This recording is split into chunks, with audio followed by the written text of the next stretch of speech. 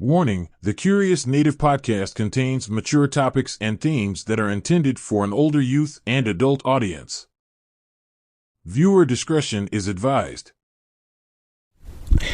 Hey, welcome to the Curious Native podcast. I'm your host, hunnasmak, and in today's episode, we're going to be talking about a very inspirational woman, honestly. Somebody who, throughout adversity, not only being a black native woman in the entertainment industry, but an activist as well, who spoke out on multiple things and, stood for a lot of things, and honestly paved the way for so many other women in the industry. I don't know what that sound is.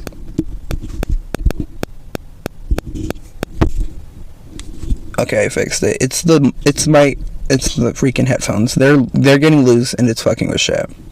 But like I was saying, I didn't even name we're gonna be talking about Eartha Kitt, singer, actor, activist, dancer, just the whole shebang. Okay, she did it all, and I'm gonna just get it off. In the beginning, I am an Eartha Kitt fan, but because I knew her from Ernest Scared Stupid. I forget the guy's name, but the guy who plays Slinky, his movies, his Ernest series. I know her from that. She plays an older woman who knows about the troll and the cursed tree, and there's a whole bunch of stuff that goes on. I don't know. I plan on doing a commentary track. Maybe I'll record that maybe later today and upload it in the next few days. But yeah, I do know her from that. I think she did awesome in it, regardless of the problematic the issues surrounding the character of it being, her character does fall under the magical black person trope, which is an issue, and I'm gonna speak on it more thoroughly in a bit. But yeah, that's what we're gonna do today. We're gonna be talking about the life and legacy of Eartha Kitt and everything that has to do with her.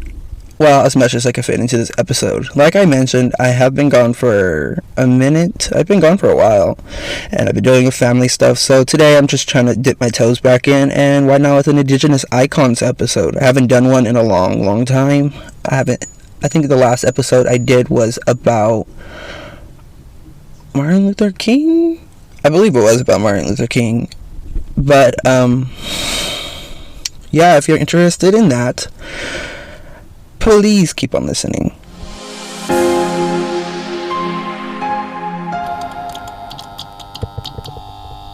So the first question I guess a lot of you guys are asking, who is Eartha Kitt? Eartha Kitt was an inspirational talent, known for her remarkable career as an actress, singer, dancer, and activist. Born on January 17th, 1927 in North South Carolina, she overcame a challenging upbringing and poverty to become a prominent figure in the entertainment industry. Kitt's unique voice and captivating performances gained her recognition in the 1940s, leading to starring roles in films like Anna LaCosta and St. Louis Blues, and her singing career flourished with hits such as CSC Bon and I Want to Be Evil, showcasing her sultry and powerful voice. As an actress, Kitt showcased her versatility and charisma on the big screen. She starred in numerous films, including Boomerang and The Mark of Hawk, leaving a lasting impact with her memorable performances. Her ability to portray a wide range of characters demonstrated her talent and versatility as an actress. In addition to her acting prowess, Kitt's dancing skills were equally impressive. She mesmerized audiences with her graceful movements and expressive performances. Her command of the stage and ability to captivate the audiences with her dance routine solidified her status as a true entertainer. Beyond her achievements, Kitt made a significant impact as a activist. She fearlessly used her platform to advocate for civil rights and challenge racial inequality. Her outspokenness on controversial topics, including the Vietnam War, led to her being blacklisted in the United States for a period of time. On behalf of Martin Luther King, and they were ridiculing me, of course, and they threatened that they would get me again. But I stood my ground and walked from the 7th Avenue Teresa Hotel all by myself, back to the Apollo Theater, as slowly as I could, doing the window shopping.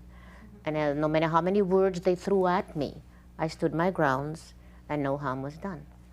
This is a show largely about free expression and the First Amendment, and you had a singular experience one day having lunch at the White House. And I'd like to explore that with you because that story's been told from a number of different perspectives. And I'd just like to walk through it very carefully. We're going to get the definitive story of Eartha Kitt and Lady Bird that day at the White House. You were invited to lunch with 50 other women. What did you believe you were going to do? What was the expectation of that luncheon? First of all, the invitation said, why is there so much juvenile delinquency in the streets of America? And I took the subject seriously because I work with different areas of the United States among the young people. I still have an organization in Watts called Kidsville, where we bring the young people in to teach them physical therapy through the dance form, et cetera, as well as other things. But this luncheon was with us 50 women who were to discuss the problems among the young people at that time. And when the time came, I raised my hand and told Mrs. Johnson what the young boys of this country had told me, who had fled the United States, met me in my dressing rooms, no matter which part of the world I was in, such as Canada and England, etc. And we would sit on my floor in my dressing room or in my hotel suite, and we would discuss what it was that they was problemed with. And the biggest problem among them was our involvement in Vietnam. And they said, if you're a good guy, you don't get sent, you get sent to Vietnam. If you're a bad guy, you have a little stigma against you, and you don't go to Vietnam. Not that they did not love the country, but they didn't want us to be involved there. It was a dishonorable war, and it was an unwinnable war. So when I raised my hand and told Mrs. Johnson what those boys had told me, and also how I felt about our involvement in Vietnam, it seems that within 2 hours, I was out of work in the United States, according to my dossier that was given to me, not the whole thing, it was just a smidgen. It said that I was on the CIA list in the United States of America. And you spoke up during a discussion that was largely devoted to the beautification of America. Well, her idea, according to the ladies there too, was to plant wild seeds along Route 66. And I thought that's all very well and good, but what we need is education for everyone, equal education for all. And why is it that our schools are so dilapidated and our educational system so much at fault? Because I believe that if you get an education, you can cross anybody's line, because it's your intelligence that counts, not what you look like. Did you have any sense, as you walked from the White House that day, what was about to hit you? Did you have any idea that you had jumped into boiling water? No, because I have a feeling of freedom in my country. And we are on ground that says you have that freedom of speech, freedom from oppression, freedom from all sorts of oppressions. I still feel that way. And as I said, we in our country can solve our own problems on our own home grounds. And therefore, what we feel in our own country should be exercised, the freedoms that we have here. Did you have contracts canceled on you immediately when you went? I mean, was it a matter of weeks? Was it a matter of minutes that you knew that something terribly bad was going to happen to your career? It was a matter of, I think, weeks, because after the luncheon, 3 weeks later, I was supposed to open at the Ambassador Hotel in Los Angeles. And I called the agency to go over the contract to see that everything was so and so and so. And they said, what contract? And I said, but blah, blah, blah. Said that you don't have a contract there. And when I called the Ambassador Hotel, they acted as though they never even heard of me. And I think I still have that contract somewhere in my scrapbooks. And that's when I began to realize what is happening. Has my popularity waned? What did I do wrong? Have I done something wrong? And that's when I began to realize that I wasn't able to get work in the United States. Not because they didn't want me as an artist, but they didn't want the CIA or the FBI on their doorsteps. That's why you're out of work, without even realizing it. And what we have found out since then, thanks to some investigative reporting, is there were, in fact, both CIA and FBI agents looking into you. Yes. The dossier, I think the most ugly thing they could find to say about you, let's see, was you were a sadistic nymphomaniac. That was... I think I lost an age in my life somewhere, but... Which Yes. some would regard as a compliment, but...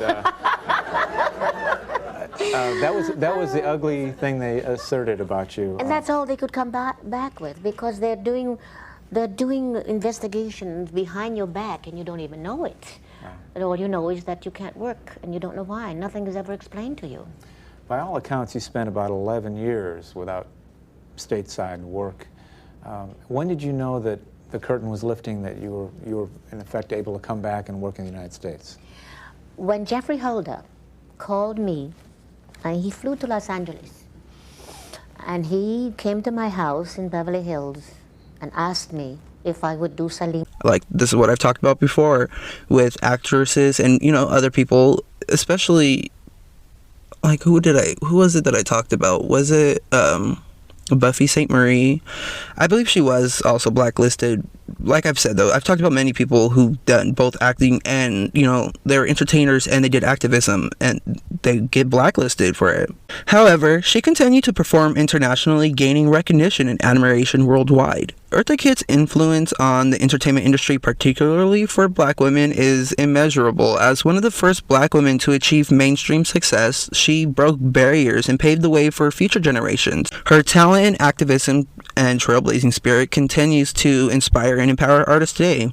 Throughout her career, Kitt received numerous accolades and honors for her contributions to the arts. She was nominated for several Tony Awards and received multiple Grammy nominations. In 2006, she was awarded a star on the Hollywood Walk of Fame, solidifying her status as a legendary figure in entertainment. Though I could not find whether or not she had to pay for it or not, because I know for a fucking fact that you have to pay for the stars. That is not something they just give you. But nowhere could I find this said anywhere that she did pay for it or that she didn't. So I'm going to assume that, you know, that maybe her family or estate or somebody paid for that, because ain't no way.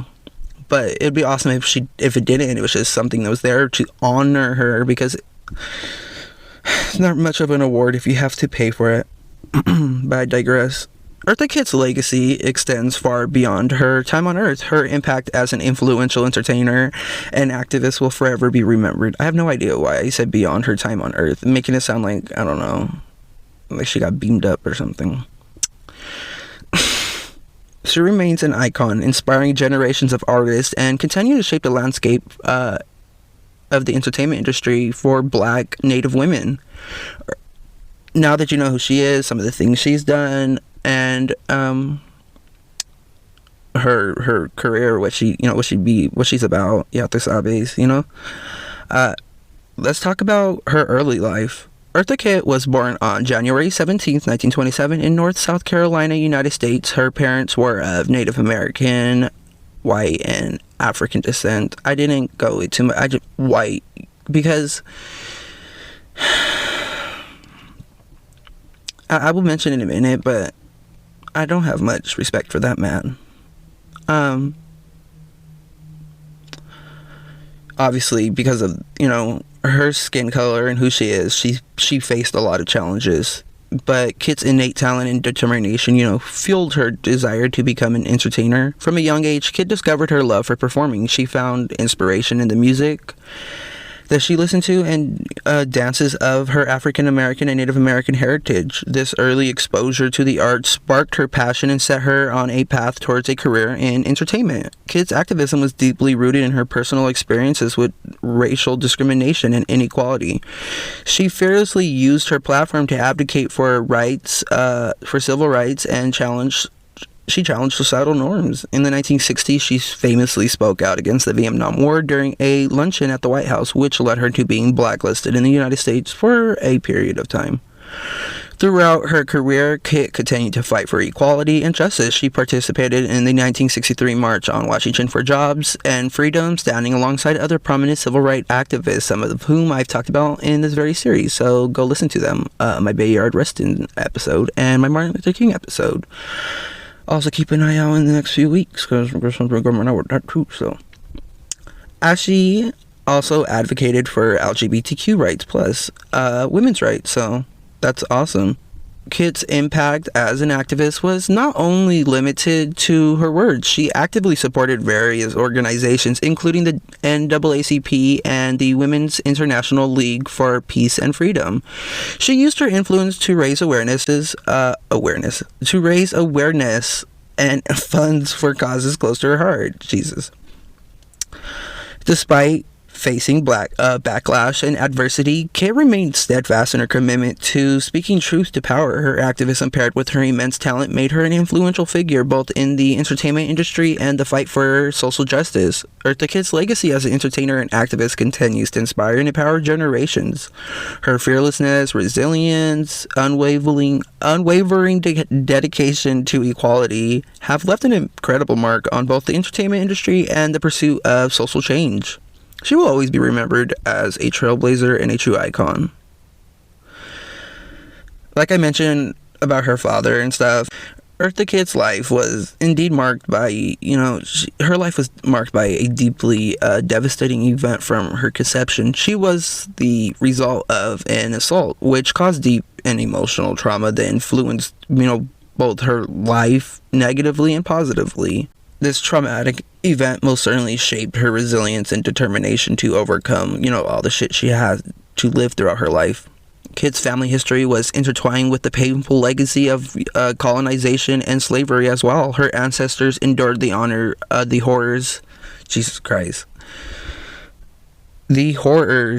horrors of enslavement, yet their strength and resilience were passed down through generations. This legacy of survival and resistance provided Kitt with a powerful foundation to rise above the challenges she faced. Despite the hardships she encountered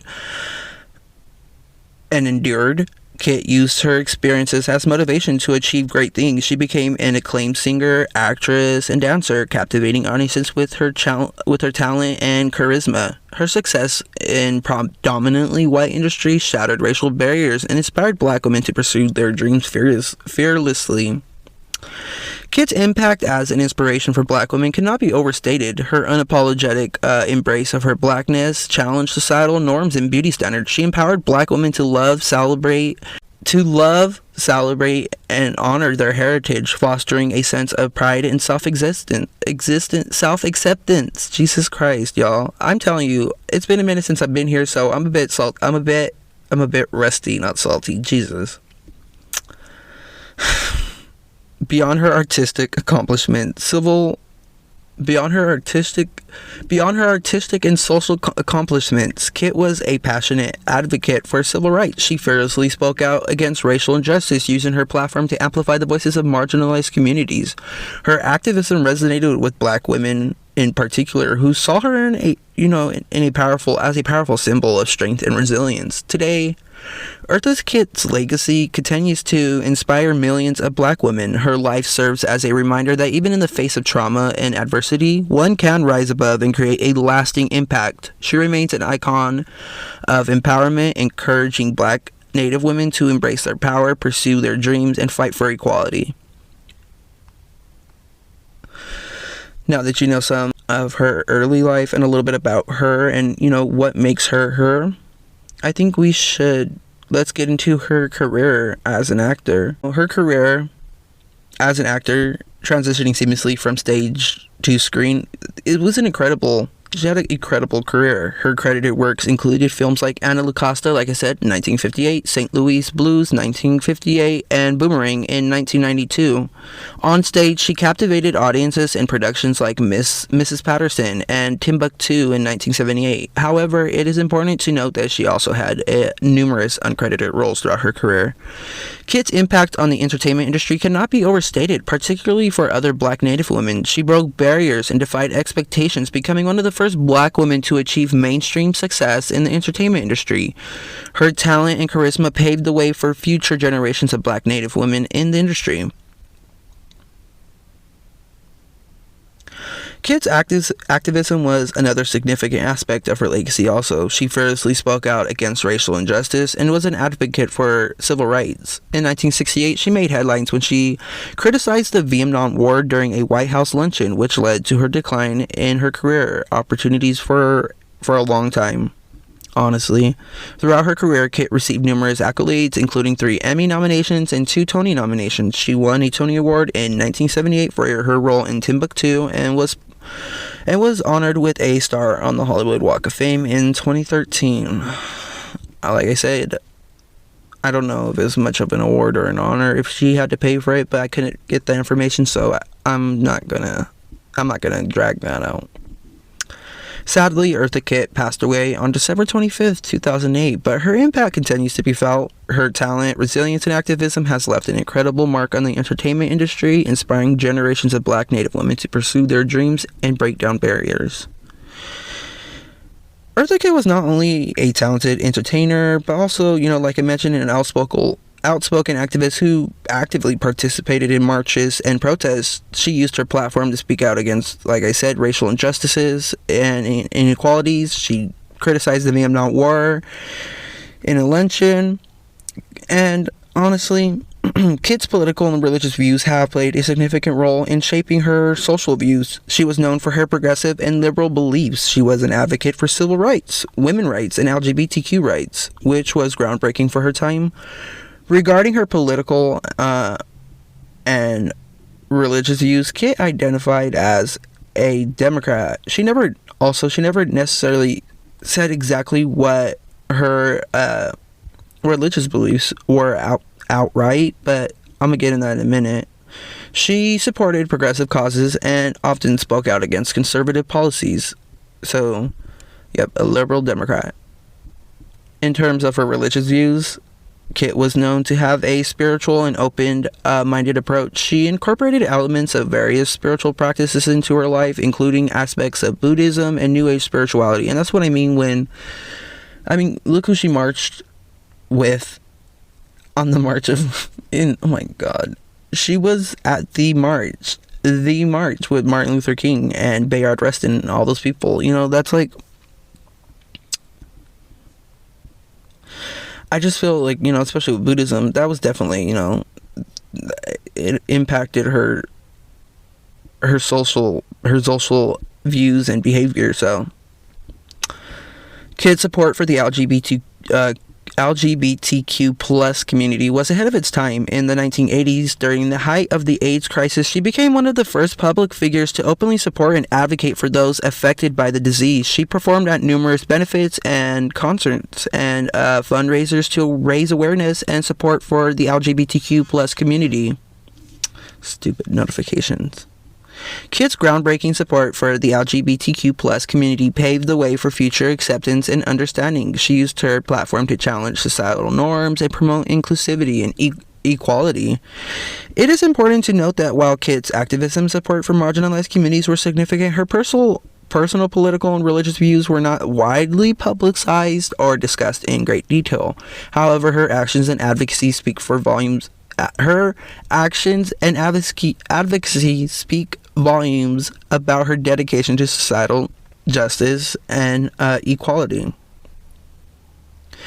And like I mentioned, Eartha Kitt played a significant role in the historic 1960 March on Washington for Jobs and Freedom. She stood alongside other civil rights leaders, activists, and performers to advocate for racial justice and economic justice. So Kitt's participation in the march showcased her commitment to the cause and her dedication to fighting for a more just society. While there is limited information available about Kitt's personal relationship with Martin Luther King Jr., because for some reason there's a lot of articles out there talking about, was Eartha Kitt friends with MLK, asking about, I guess it's more so people's curiosity and people asking questions online and stuff, and it was just really interesting because I could not find anything that suggests that she knew him personally beyond the fact that they both were at, the 1960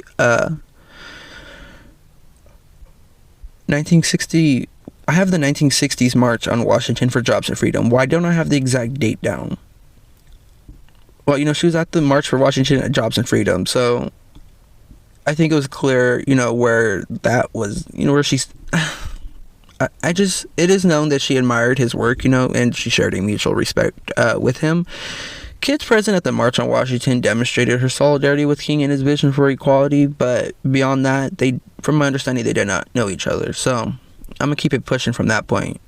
In addition to the March on Washington, Kitt took part in various other historic marches and protests throughout her career. She actively supported the civil rights movement and her platform to raise awareness about racial discrimination and social injustice. Kitt's involvement in these marches and protests showcased her fearlessness and determination to bring about positive change. Her actions inspired others and helped amplify the voices of marginalized communities. It is important to acknowledge and praise Kitt's contributions to these historic events. Her courage and activism continues to be celebrated as a part of an ongoing struggle for equality and justice. Not only that, but Eartha Kitt's impact as a Black Native woman in the entertainment industry is, undeniable. While she paved the way for many, it is important to acknowledge the problematic aspects of certain roles she played. This is what I was mentioning. The portrayal of her character in Ernest Scared Stupid falls into the harmful trope known as the magical Black person trope. There's another magical N-word trope, but I'm not fucking saying it. No. I ain't Joe Rogan. This isn't that shit. Which perpetuates stereotypes and can be offensive. It's crucial to be mindful and educate ourselves about these issues, even if we have fond memories of the movie or admire Eartha Kitt.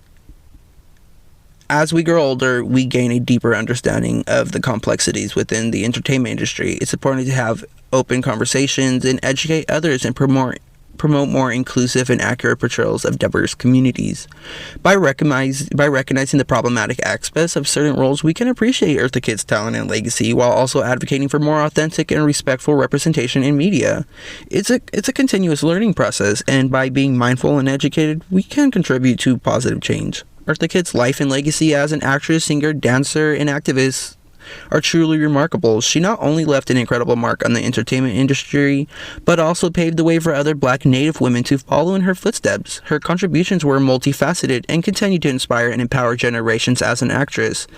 Kitt showcased her immense talent and versatility. From her captivating performances on stage to her memorable roles in films and television, she captivated audiences with her unique presence and powerful voice. Her ability to seamlessly transition between different mediums demonstrated her exceptional artistic range. Beyond her artistic achievements, Kitt fearlessly used her platform to advocate for social justice. She was an outspoken activist, particularly during the civil rights movement, which she courageously spoke out against racial inequality and discrimination. Her voice resonated not only on stage, but also in the fight for equal rights and opportunities for all. Kitt's impact as a Black Native woman in the industry cannot be overstated. She broke barriers and shattered stereotypes, becoming a trailblazer for future generations. Her success in the entertainment industry that often marginalized and limited opportunities for people of color was a testament to her talent, resilience, and determination. Her legacy extends way beyond her artistic accomplishments. Kitt's unwavering commitment to social activism continues to inspire others to use their platforms for positive change. She fearlessly addressed important issues, challenging the status quo, demanding equality and justice. In celebrating Eartha Kitt's life, we must acknowledge the challenge she faced as well. The entertainment industry, like a society as a whole, was not always ready to embrace her fully. She was sometimes confined to roles that perpetuated stereotypes, which is a painful reminder of the systematic biases that persist. However, despite these challenges, Kitt's impact remains profound, and her resilience and determination to break free from limiting narratives opened doors to future generations of Black Native women. Her legacy serves as a reminder that progress is possible even in the face of adversity. In conclusion, Eartha Kitt's life and legacy are a testament to her unwavering activism and trailblazing spirit. She paved the way for other Black Native women in the industry, inspiring them to dream big and challenge the status quo. Her contributions as an actress, singer, dancer, and activist will forever be remembered, and her influence will continue to shape the entertainment industry for years to come. And with that being said, if you like today's episode, go ahead and like, subscribe, comment, and share the video. Also, if you're interested in me, go ahead and follow me on Twitter or X, whatever the hell it's deciding to go as nowadays. I don't know, man. That whole thing is a goddamn mess. At Huskasman IDN, capital H, lowercase h, USKASM. INITHINE, and go ahead and follow me at TCN Pod, capital TCNP, lowercase OD. And go ahead and follow me I'm on the same thing on Instagram for the podcast. And yeah, I don't know, man. I'm getting back in the groove. Y'all gonna have to bear with me. I've been trying to work out dates too. I had to cancel a few things due to family issues. It's like there's so much stuff going on, and I'm trying to, get back into it, and it's gonna take a little bit of time. Next episode will be 100% better, I promise. There will be less mistakes. I will record a little bit later in the day, not so early. I feel like maybe I'm a little bit drowsy. See, can't even think of the right words. I am so mad.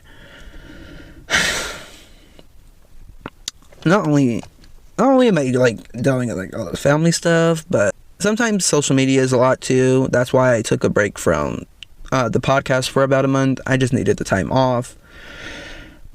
But throughout that time, I did get to do a lot of research done, so there will be, just keep an eye out. I'm going to be posting a lot of episodes in the upcoming weeks. I have a few Indigenous Icons episodes coming out, a few Indigenous Genocide episodes coming out. I have a new episode coming out on horror movies. That's going to be fun. I would love to get a guest on for that, but like I said, I don't know how that's going to go. So we'll try to get everything done, but for now. But with all that being said, I'm hunnasmak at the end, and this has been the Curious Native Podcast.